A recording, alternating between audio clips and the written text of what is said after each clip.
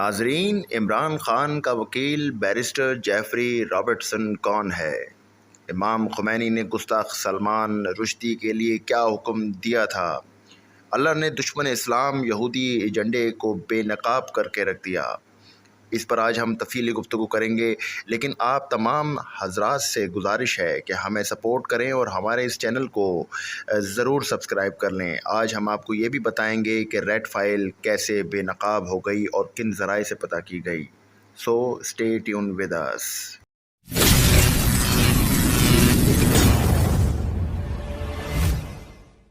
السلام علیکم پاکستان، مہدی حسن حاضر ہے آج کی ایکسکلوسیو رپورٹ کے ساتھ۔ ناظرین، اللہ تعالیٰ قرآن میں ارشاد فرماتا ہے، کیا اس سے بڑھ کر کوئی اور عذاب بھی ہو سکتا ہے کہ انسان ان کی نظروں میں بے نقاب ہو جائے جن میں وہ بڑا معتبر بنا ہوا تھا۔ ناظرین، شفیق الرحمان اپنی کتاب میں لکھتے ہیں کہ زبان اللہ کی بڑی عظیم نعمت ہے۔ اس کے ذریعے انسان چاہے تو اپنی آخرت کے لیے نیکیاں بھی جمع کر سکتا ہے اور چاہے تو اپنی آخرت برباد کر سکتا ہے۔ اگر کوئی شخص زبان کو صحیح استعمال کرے اور کوئی اچھے بات کہے تو اسے بات کی وجہ سے اللہ تعالیٰ نہ جانے کتنے درجات بلند کرتا ہے۔ جب ایک انسان کافر سے مسلمان ہوتا ہے تو وہ اسی زبان کی بدولت ہوتا ہے۔ زبان سے کلمہ شہادت پڑھتا ہے۔ دیکھیں، صرف ایک کلمے سے پہلے جہنمی تھا، اب جتنا جنتی بن گیا۔ اس کے برعکس اگر اس زبان کا ناجائز استعمال ہو تو پھر یہی زبان انسان کو جہنم میں کھینچ کر لے جاتی ہے۔ اسی وجہ سے کثرت کلام سے منع کیا گیا ہے۔ ناظرین، لیکن ایک شخص نے اپنی زبان کو اس قدر حقیر بنا دیا کہ وہ اس کے لیے اب عذاب سے کم نہیں رہی۔ مثال کے طور پر یہ سنیں، میری طرح کا آدمی، میں تو خود کش حملے کے لیے تیار ہو جاؤں گا میرے گھر سے مجھے کوئی اس طرح کرے۔ یعنی میں تو اپنا سارا، میں اس کے بعد تو صرف ایک چیز میرے ذہن میں آئے کہ میں نے بدلہ کیسے لینا ہے، اور میں ہر سطح پہ جاؤں بدلہ لینے کے لیے۔ ناظرین، پھر بدلہ ایسا لیا گیا کہ 9 مئی کو انتہا کر دی گئی۔ نہ قائد اعظم محمد علی جناح کے گھر کی حرمت کو دیکھا گیا اور نہ شہداء کی بلند مقام کو۔ اس قوم کو گمراہ کرنے میں یہودی ایلیمنٹ کا جو ہاتھ ہے، اگر وہ دیکھا جائے تو وہ تاریخ سیاست کا پاکستان میں سب سے بدگمان چیپٹر ہے۔ ناظرین، ان سب کے بعد جب ایکشن لیا گیا اور لوگوں کو اٹھا کر جو ذمہ دار تھے ان کو جیلوں کی سلاخوں کے پیچھے ڈالا گیا، تو وہی عناصر جو ان کو بیکنگ کر رہے تھے ان تمام چیزوں کے لیے پاکستان اور افواج پاکستان کے خلاف، سب سے پہلے اقوام متحدہ میں انہوں نے ہی عمران خان کے حق میں آواز اٹھائی، یعنی اسرائیل۔ ناظرین، یہ بات حقیقت ہے کہ اسلام میں اجازت ہے کہ آپ اہل کتاب سے شادی کر سکتے ہیں، لیکن چاہے وہ یہودی ہی کیوں نہ ہو۔ لیکن یہودی کانسیپٹ میں شادی کیا ہے؟ کیا وہ اپنی لڑکی کسی غیر مذہب میں، اگر وہ اسلام مذہب ہو تو کیا اس میں لڑکی دینا گوارا سمجھتے ہیں؟ اس کے اوپر نظر ڈالتے ہوئے اگر میں عمران خان اور جمائمہ کی شادی کی بات کروں تو یہ شادی بھی مشکوک تھی۔ اس شادی کا نکاح نامہ آج تک منظر عام پر نہیں آیا، یہاں تک کہ جب طلاق ہوئی تو طلاق کے بھی کوئی وضاحت آج تک سامنے نہیں آئی۔ نکاح کس نے پڑھایا، طلاق کس نے کرائی، یہ آج تک ایک سوالیہ نشان ہے۔ ناظرین، اس شادی کے متعلق جو ہے وہ ڈاکٹر اسرار احمد نے بھی بہت کچھ وضاحت دینے کی کوشش کی۔ اس شادی کا کس طریقے سے ان کے یہاں پر رواج ہے، وہ لڑکی کسی غیر مذہب میں نہیں دیتے بلکہ اس غیر مذہب کے شخص کو اپنا بنا لیتے ہیں۔ تو پھر کیا عمران خان مسلمان سے یہودی ہو گیا تھا جب اس نے جمائمہ سے شادی کی؟ کیا یہ سوال کا جواب کسی شخص کے پاس موجود ہے؟ اور پھر ڈاکٹر اسرار احمد کی کاوشیں عمران خان کی شادی کو لے کر وہ آج تک ایک ریکارڈ کا حصہ ہیں، لیکن آج تک کسی بھی تحریک انصاف کے، یہاں تک کہ عمران خان نے بھی اس کی وضاحت دینا ضروری نہیں سمجھا قوم کو۔ ناظرین، ڈاکٹر اسرار احمد کے مطابق یہاں پر عمران خان سے متعلق برسوں پہلے اپنے ایک بیان میں کہا تھا کہ گولڈ سمتھ نے عمران خان کا شکار کر لیا ہے۔ عمران خان ایک ابھرتی ہوئی شے تھا، امیدیں وابستہ تھی۔ ڈاکٹر اسرار احمد نے اپنی گفتگو میں عمران خان کو گولڈ سمتھ کی جانب سے پہلی سلامی کا بھی ذکر کیا تھا کہ انہوں نے کہا کہ عمران خان کو اب گولڈ سمتھ کی جانب سے 5 کروڑ پاؤنڈ تو پہلے سلامی دی جائے گی۔ یہ کس وجہ سے دی جائے گی یا دی جا رہی ہے؟ اگر یہودی کا سارا سازشی کردار ہمارے سامنے آ جائے تو ہر شے واضح ہو جائے گی۔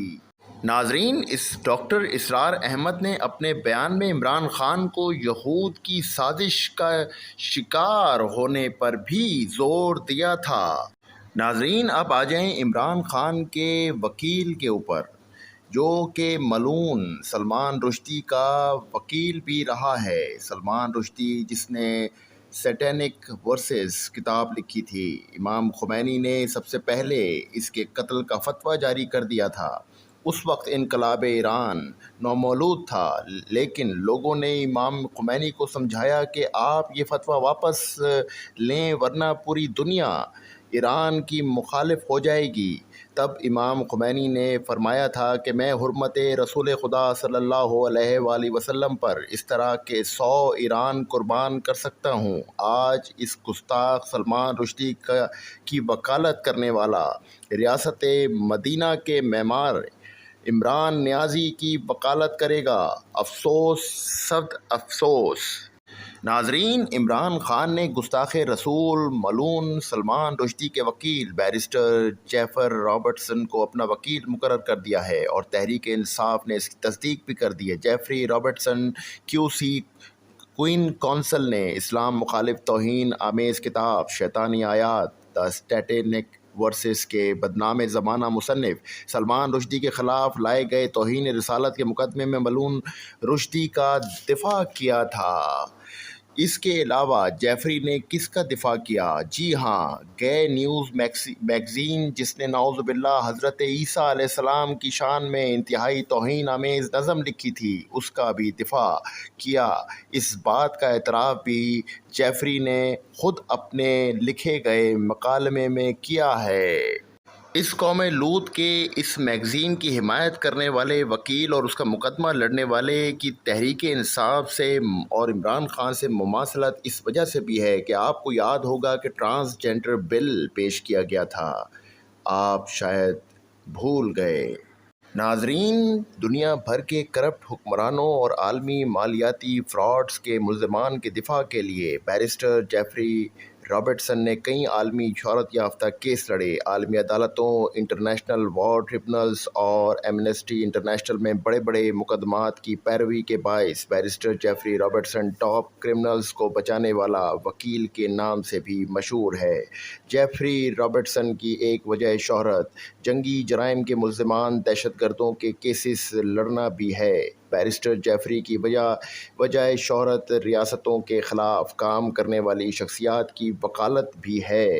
اسرائیل سے دیرینہ روابط کی بنا پر بیرسٹر جیفری رابرٹسن پاکستان اور افواج پاکستان کے خلاف عرصہ دراز سے زہر اگلتا رہا ہے۔ ناظرین، بیرسٹر جیفری رابرٹسن کے بارے میں مشہور ہے کہ وہ ثابت شدہ کرمنلز کو بھی سزا سے بچا سکتا ہے۔ بیرسٹر جیفری وکی لیکس کے بانی جولین آسنج کا بھی وکیل رہا ہے، لیکن اسے سزا سے نہ بچا سکا۔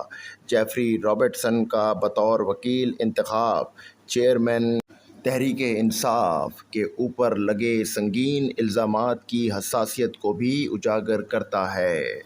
ناظرین، یہاں پر تحریک انصاف کے قریبی ذرائع سے یہ بھی معلوم ہوا ہے کہ عمران خان کے بنی گالہ گھر کے اندر ایک کمرے کے اندر ایک ایسی ریڈ فائل کا انکشاف ہوا ہے کہ جو اسرائیلی تمام چیزوں کی سازشوں کو تیار کرنے والے ڈاکومنٹیشن موجود ہے۔